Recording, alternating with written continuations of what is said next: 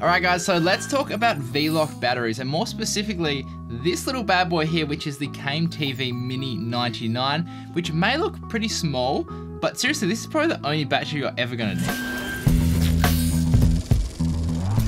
How's it going guys? My name is Andrew Murphy from Down Under in Gold Coast, Australia. So V-Lock batteries are definitely becoming a lot more common, with like the price of them coming way down over the past few years. And they're pretty much like an industry standard, with the possibility of basically powering, I guess, any device that you own. So instead of having like an individual battery for each individual device that you have or that you're trying to power, and probably like an individual charger as well to charge that specific battery, why not just ditch all that and use one specific battery that you can just power everything with? So the KameTV Mini 99 is a 99 watt hour V-Lock battery that uses Samsung 18650 batteries inside. And this is a really good thing to mention as well, because I believe that Samsung have like some of the best performing 18650 batteries on the market, which means that you're going to get awesome performance out of this thing, which I'm going to touch on a little bit later as well, like why that's a really important thing. It is 14.4 volts with a 6,875 milliamp hour rating, has dual D-tap outlets as well as a 5 volt USB port on the top as well, and also has a battery indicator on the side for checking the actual level of the battery. Plus, it's like freaking tiny compared to other V-Lock batteries that I've used in the past. Now, how I would typically use a battery like this on, say, like one of my rigs, so this is kind of like my commercial cinematography rig. So this is a Canon C70 with, I guess, like Mica lenses and cage. It has a Andy monitor on top. I have a Holyland Mars 300 Pro wireless video transmitter, a Deity mic I'm just testing out at the moment, but I also have a Tilta Nucleus Nano follow focus system as well. So technically there is 4 different devices that need to be powered on this specific rig. And then typically each of those devices would require a battery. So I've got MPF batteries here. So if I plug an MPF into every single one of these, it starts getting pretty bulky and pretty heavy real quick. Oh wow, really heavy real quick. And it's kind of like a little bit unnecessary to do this, when what you can do is just grab a single V-Lock, whack that on the back here,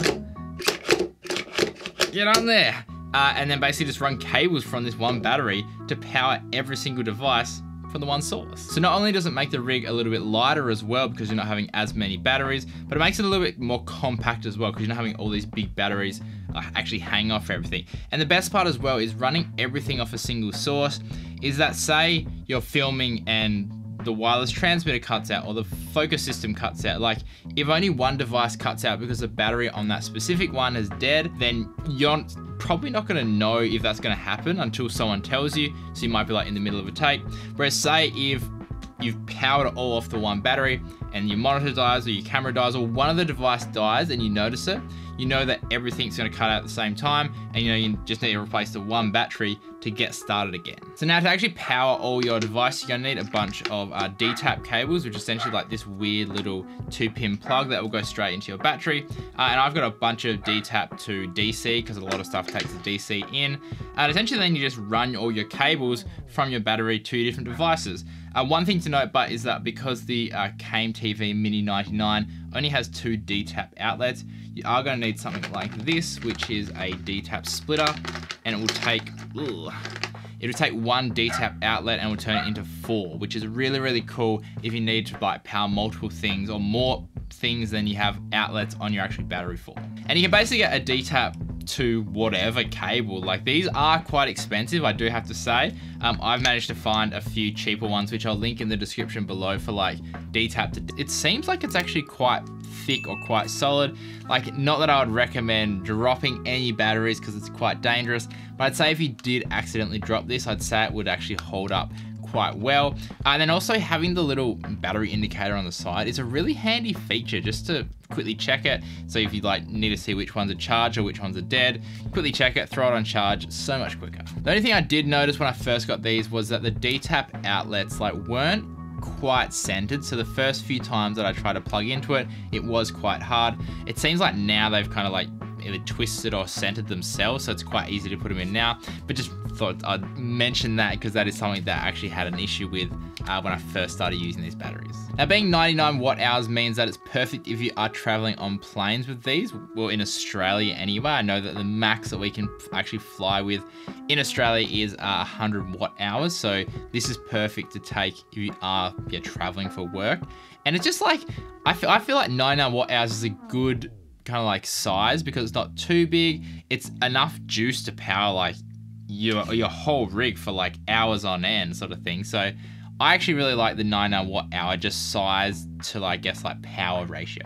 Now the KMTV Mini 99 is actually pretty special because it's actually like one of the only actual V-Lok batteries that I've found on the market that can output 15 amps of maximum power, which is a ton of juice and like allows you to power things like obviously cameras and accessories, but more high-powered things like lights as well. So for instance, I use 2 of these to actually power my Nanlite Forza 300B when I'm on location, and it works perfectly even at 100%. So if I put 2 of these on there, which are 99 watt hours, so about 200 watts, the Forza 300B is a 300 watt, so I should be able to get about 40 minutes of power at 100% using 2 of these on that light. And that basically allows me to use a 300 watt bi-colored light wherever I want. Like, I'm not limited to wherever I can get power. And like 40 minutes at full power is a lot of time when you think about it, especially if you use the remote and you can quickly turn it on and off between takes or between when you're not shooting and whatnot. Like, you can get a ton of shooting time out of this. Or if you don't need a ton of power, you can even use it for something a little bit smaller, like this Nanlite Forza 60B, and this is just powered off 1 V-Lok battery. And because this is a 60 watt light, which is still pretty bright, like this thing is freaking crazy. Because it's a 60 watt light, you should be able to get about an hour and a half of use at full-time power on this. And again, like, look how small and portable this is. Like, this is just freaking awesome. And the thing that absolutely blew my mind away is that even though this is like a really high quality battery, like it's using Samsung cells and like it can output 15 amp, and they're only charging $160 US for this, or if you buy 2 of them, you can get them for $145 each, which I think that's just absolutely insane. In a good way, like, that is insanely cheap. I think that's insanely cheap for what you're actually getting out of this. And I actually end up buying 3 of these with a V-Lok charger to charge all this as well, which is definitely a necessary investment if you are gonna get V-Lok batteries. But I'm definitely gonna get way more of these because they're just so handy. Like, I need 2 of them for my Forza 300B. I'd love at least 2 for my actual cinema rig. But then just like, so like a director's monitor or something, or just a wireless focus monitor or something, you can just quickly throw these on, or even just have them just like charge your phone on set. Like, it's just so handy. And considering that most other V-Lok batteries that I was actually looking at were more expensive than this and didn't output anywhere close to 15 amps max output, that just like absolutely sold it for me. That's why I end up getting these over anything else on the market. And if you are going to use V-Lok batteries to power lights, then most light manufacturers now require at least a 12 amp constant output. So these are a perfect fit for that application. Anyway guys, if you did enjoy this video, then consider liking and subscribing to the channel. And if you want to find out any more about these products, I'll leave some links in the description below. Otherwise, stay creative and just be you. Have fun.